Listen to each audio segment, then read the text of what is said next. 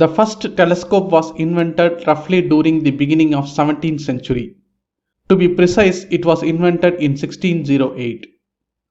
Galileo constructed his own telescope in 1609 and continuously refined the instrument to observe the night sky. Galileo's telescope was the most powerful telescope at the time, and he used it to view the craters of Moon, the four largest moons of Jupiter, and the face of Venus. Hello everyone, welcome back to the 7th episode of podcast from Innovativeastrosolutions. As we discussed, the telescope was invented some 400 years back, which is still commonly used to observe the planets. Then how did the ancient seers of India were able to identify the planets, including its colors, several thousand years ago, without any such advanced tools? The answer is they had the vision beyond eyes. Let us dig deeper into this topic. First, let us understand the different tools of confirmation as per Indian philosophy. There are three main tools of confirmation as per the classical text. The first one, Kachi Pramana or Pratyaksha Pramana. The Pramana literally mean confirmation. And here the Pratyaksha or Kachi is visual confirmation. So the Kachi Pramana is nothing but the visual confirmation. The second Pramana is Anumana Pramana, that is confirmation by inference or logics or reasons. And the third one is called Agama Pramana, confirmation by great Rishi with the power of Divya Drishti. Now let us go one by one. First, let us discuss about the Kachi Pramana, the visual confirmation. The visual confirmation may give the literal meaning as confirmation through eyes, but actually the visual confirmation does not constrain only with eyes but through all the five sensory organs. Humans have five sensory organs, namely eyes for seeing, ears for hearing, nose for smelling, tongue for tasting, and skin to feel the sense of touching. We use one or more than one of the sensory organs at a time to confirm an object. For example, the shape of the object is confirmed by seeing, the taste of the food is confirmed by the taste, so on and so forth.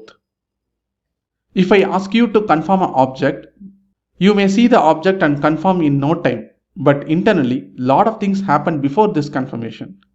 Let us understand the internal process involved in that. Let us assume you observe a car of a particular model on the road. For a pair of eyes, it is just a solid object. Hence, your eyes will capture it and it will send to the four inner instruments. The following are the four inner instruments. The first, Manas, the mind. The second, Buddhi, the intellect. The third, Ahankara, the ego. And the fourth, the Chitta, pure intellect. The Manas is the first layer of inner instrument. When your eye captures the image of car, it will send it to the Manas. The Manas is nothing but the silo of memory. These memories are from various sources such as karmic memory, that is memories from the past birth, evolutionary memory, that is memory gained through evolution. For example, the calf after birth know how to suck the milk from the mother, which is stored in the memory by the process of evolution. And there are other sources of memory as well. Now, the mind will process the data sent by the sensory organs. In our example, the eyes are the sensory organs that capture the image of the car and it's sent to the Manas, right? The Manas will list all the options of this object because for the eyes, it is again the object is just a solid object. The Manas will prepare the list of options from its memory. Say it may be a car, it may be a truck, or it may be a train, or it may be a flight, etc. Next, the Buddhi, the intellect will collect this list from the Manas. The Buddhi uses the logic and data to confirm the object. By seeing the description of the information, for example, the object is moving, it has some shape, etc. The Buddhi will confirm that the object is a car. Now we understood that the Manas is the one which lists out all the options for the object, and Buddhi is confirming the object. And what does the Ahankara and Chitta does? The Agangara is the ego. If that likes the object, it will give the sense of happiness. If it doesn't like the object, it will give unhappiness. The Chitta is the seat of all these inner instruments. It should be noted that the above process of visual confirmation not only apply for the eyes but for all the sensory organs. Now, whatever the process of visual confirmation what we discussed may look logical and flawless, but the truth is there is a huge limitation in this process. Let us look into that. The limitation of buddhi is that it will use the intellect according to one's own ahankara, identity. For example, if you have an identity or belief about something, then your intellect will work according to your belief. Let me explain with an example. If you believe in God, then your intellect will automatically filter out the information that is supportive to the belief of the God. On the other hand, if you don't believe in God, then your intellect will automatically filter out the information that is supportive of atheism. Secondly, each one of these sensory organs has certain limitations. Our eyes can physically see up to certain distance, right?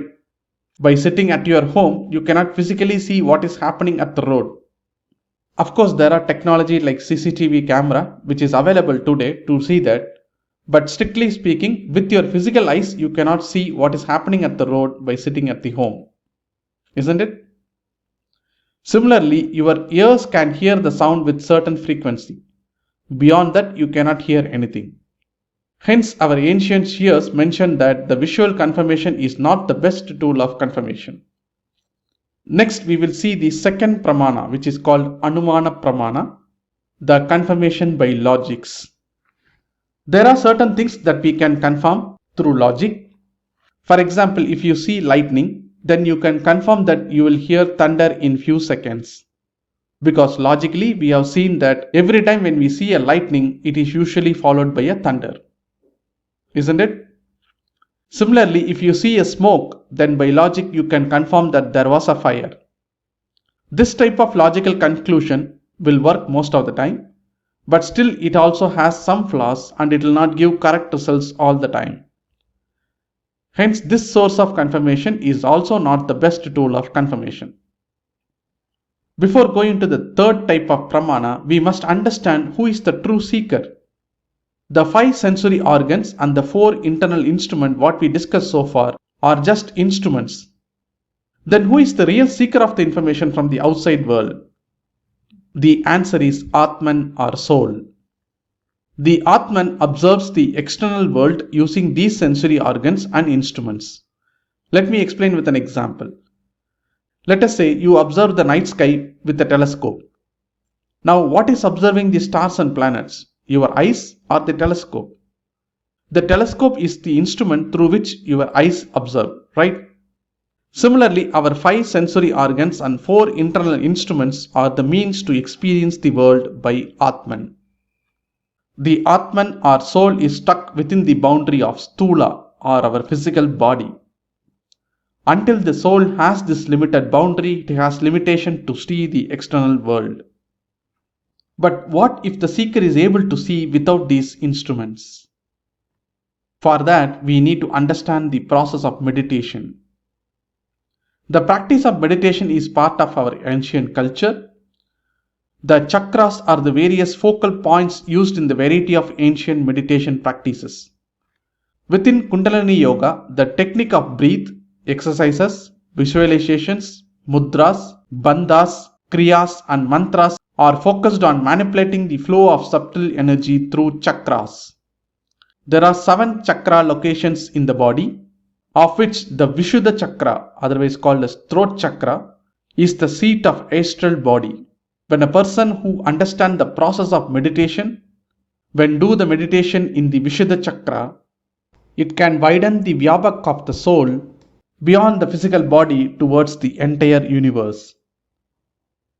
It can travel to any corner of the universe to visualize any objects. Indian ancient seers with the power of deep meditation were able to directly interact with the universe without 5 external sensory organs and 4 internal instruments. And this is called Divya Drishti, vision beyond eyes. This method of confirmation by the power of Divya Drishti is called Agama Pramana. The confirmation with the power of Divya Drishti. So to conclude, with this power of Divya Drishti through Agama Pramana, the ancient Indian seers were able to confirm the stars, zodiac signs, and all the objects in the every corner of the universe.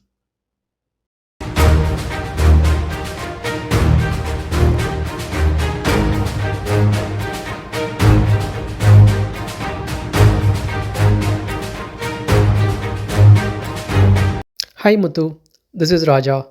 Thanks for sharing your wisdom through podcasts. I was listening to your episodes on theory of karma.